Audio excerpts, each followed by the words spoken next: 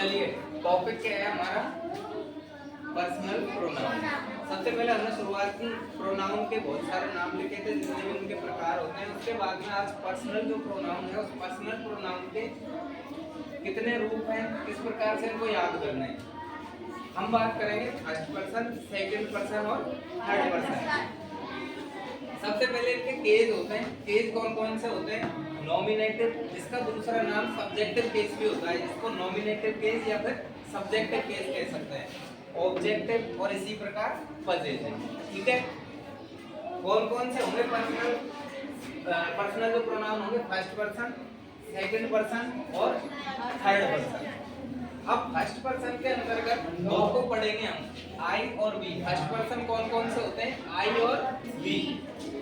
आई, इनको देखो एक एक को याद करना, ऐसे मत करना आई वी यू इस प्रकार याद मत करना, इनको याद इस तरीके से करना आप, आई me my my.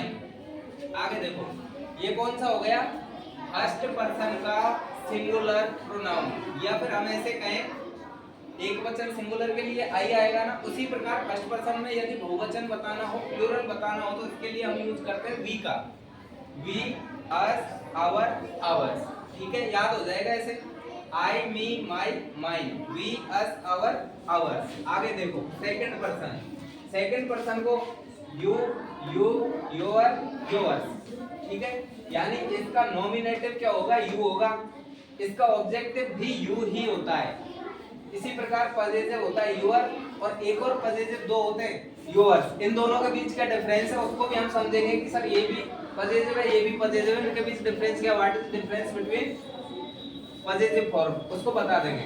Third person और देख लीजिए, ही, हिम, हिज, हिज, ये दोनों सेम है, हिज और हिजी होते हैं, यानी पॉजिटिव फॉर्म दोनों क्या होती है? हिजी होती है। आगे देखो सी, हर, हर, हर्स।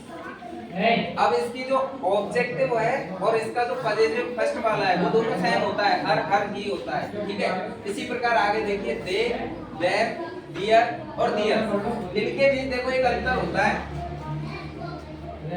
पॉजिटिव फॉर्म हर किसी की डबल है, अलग अलग है, सिवाय किसके? ही के। हिज हिज वो तो सेम है, लेकिन इसके अलावा सारी चीजें इनकी डिफरेंट है पॉजिटिव फॉर्म। इनके बीच अंतर क्या होता है? देखिए, मुझे यदि किसी चीज के बारे में बताना है और उसका नाम भी बताना है, उसके साथ में नाम बताना है, यानी फर्स्ट वाला जो पॉजिटिव फॉर्म होगी वो अपने बाद में क्या लेती है? नाउन लेती है। इनके बाद में कोई ना कोई नाउन अवश्य आएगा, इनके बाद में क्या? नाउन आएगा, लेकिन इनके बाद में कोई नाउन नहीं आता है। कैसे? मुझे कहना है कि पुस्तक मेरी है, ऐसे बताना है मुझे, तो मैं क्या कहूँगा? This is my book, this is my book. अब मैंने माई शब्द का यूज किया, पॉजिटिव फॉर्म भी आएगी, उसका यूज किया, तो उसके बाद में मुझे क्या लगाना आवश्यक था? कोई ना कोई नाउन, यानी बुक। ठीक है, इसी प्रकार देखिए, मुझे नहीं बताना है कि मेरे पास क्या है या क्या है, मुझे सिर्फ इतना कहना है कि यह मेरा है या फिर यह मेरी है, तो मैं क्या कहूँगा? This is mine. अब इस माइन शब्द के बाद में हम किसी नाउन का नाम नहीं लिख सकते, इसके बाद में किसी का नाम नहीं लिख सकते। देखो इसको लिख के समझ ले, दिस इज माय बुक। ठीक है, अगर मुझे कहना है यह मेरी है लेकिन पुस्तक नहीं बताना है, तो मैं क्या कहूंगा? दिस इज, बोलो बेटा क्या कहेंगे? Mine.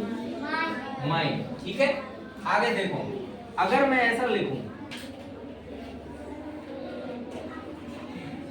This is mine book,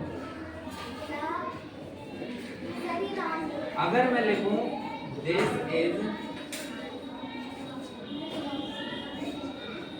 मुझे नहीं बताना है कि क्या है, मुझे सिर्फ इतना बताना है कि यह मेरी है या मेरा है, तो मैंने ये लिख दिया। अब बताइए इनमें क्या हुआ?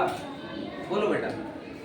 सर माई के पीछे एक नाउन है, माई के पीछे एक नाउन है। ठीक है, यानी ये सही है या गलत है? सर सही है, ये करेक्ट है। ओके, और सेकंड वाला? ये सेकंड वाला भी सही है। सेकंड वाला करेक्ट है, सर थर्ड वाला गलत है। थर्ड वाला रॉन्ग है, क्योंकि इसके पीछे नाउन आया है। उसके बाद में नाउन आया। ठीक है, लास्ट वाला?